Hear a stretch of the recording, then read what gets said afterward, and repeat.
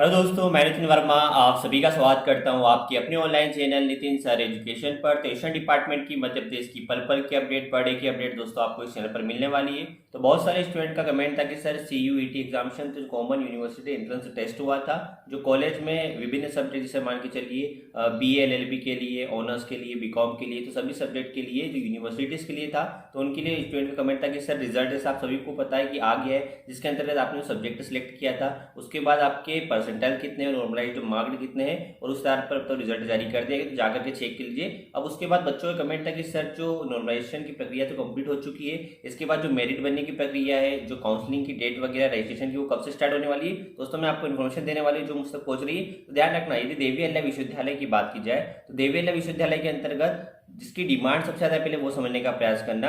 तो MBA की बात की जाए और फिर बात करें BCom ऑनर्स की बात करें, BLLB, ये टॉप के सब्जेक्ट रहे, क्योंकि पहली बार दोस्तों ऐसा हुआ है कि DAVB CET एग्जामिनेशन लेता था, उसकी जगह CUET एग्जामिनेशन लिए, जिसके अंतर्गत दोस्तों रिकॉर्ड तोड़ 79 मतलब लगभग 79,000 आवेदन मिले हैं। जिस पर बात किया तो DAVB के 34 कोर्सेज के अंदर 1520 सीटें हैं। अब इसके अंदर दोस्तों बात किया तो कब से चीजें प्रारंभ होती है, दोस्तों ध्यान रखना रिजल्ट आने के बाद क्या रहेगा कि किस तरह मेरिट बनेगी। अब ऐसा नहीं कि आपके नंबर आकर उसी आधार पर जस्ट हर यूनिवर्सिटी अपने अपने मेरिट बना देगी।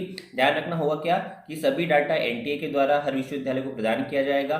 उसके अंतर्गत आपके जितने भी मार्क्स थे तो उसमें जनरल जो सब्जेक्ट थे, जनरल टेस्ट के बाद लैंग्वेज वगैरह जो आपको प्रेफरेंस करना था, जैसे BA है तो BA में कौन कौन सब्जेक्ट आएंगे, तो उन चीज़ों को लेकर के हर यूनिवर्सिटी अपनी अलग अलग मेरिट बनाएगी। और दोस्तों कब तक रहेगी, तो अभी रिजल्ट आने के बाद 2 से 3 दिन का समय लगेगा कि सभी डाटा NTA के द्वारा हर विश्वविद्यालय को प्रदान किया जाएगा।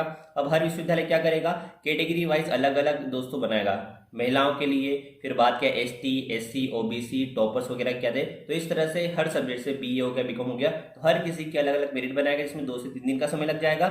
इस चीज को देखते हुए ध्यान रखना, जो डेट आ रही दोस्तों तो 22 तारीख से, तो 22 तारीख तक वो आपकी रिजल्ट की जो मेरिट वगैरह है वो दोस्तों जारी कर देगा। तो रिजल्ट की लिस्ट तो दोस्तों जारी हो गई, कितने में से अलग अलग सब्जेक्ट में आपको कितने नंबर मिले। अब टोटल जो मेरी विश्वविद्यालय द्वारा रहेगी वो लगभग 22 तारीख तक आ जाएगी। और दोस्तों जो आपके काउंसलिंग के रजिस्ट्रेशन है जिसके लगातार स्टूडेंट कमेंट आ रहे हैं, तो ध्यान रखना 25 सितंबर से DAVB काउंसलिंग स्टार्ट हो जाएगी रजिस्ट्रेशन के लिए, और रजिस्ट्रेशन करवाना सभी लोगों के लिए कंपलसरी है, तभी जाकर आपको काउंसलिंग के लिए बुलाया जाएगा।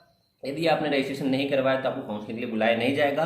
और दोस्तों जो काउंसलिंग के लिए तो ध्यान रखना ऑफलाइन काउंसलिंग होगी रजिस्ट्रेशन के बाद, कम से कम मान के लिए कि 8 से 10 दिन आपके रजिस्ट्रेशन चलेंगे। उसके बाद दोस्तों जो आपको बुलाया जाएगा वो ध्यान रखना 7 तारीख को, तो 7 अक्टूबर को आपको कॉलेज में बुलाया जाएगा, जिस भी आप मेरिट लिस्ट के अंतर्गत आ रहे हो।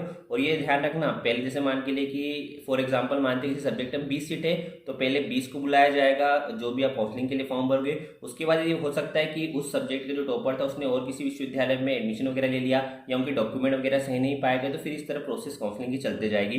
पर ध्यान रखना 7 अक्टूबर जो डेट आ रही है तब से आपको बुलाया जाएगा। और यदि आपको सब्जेक्ट जिसमें आपने पसंद किया है उसमें मान के चले कि सीटें वगैरह फुल है, तो ध्यान रखना आपको एक ऑप्शनल वगैरह भी रखना है कि आपको इसके अलावा भी कौन सा सब्जेक्ट पसंद आएगा।